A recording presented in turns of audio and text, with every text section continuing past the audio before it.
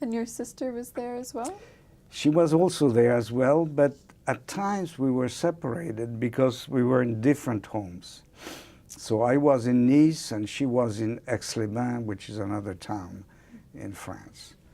And an interesting anecdote on that is we were in different places, and a film director decided to make a movie about the attempt of Jews to immigrate to the United States in illegal manner on boats. And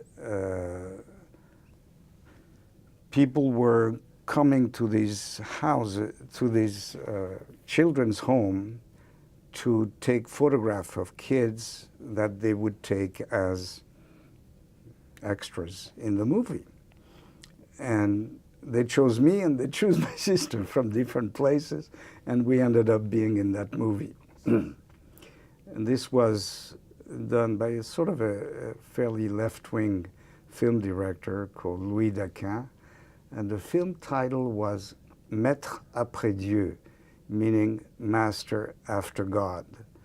And the title came from the fact that on a boat, the captain is the master after God. And the story is told as a bunch of Jewish refugees are trying to escape Europe and end up on that boat, which is a freight boat, tough stuff. But the captain is portrayed first as a rough guy. He wants to do business. He doesn't care about Jews, no Jews, whatever.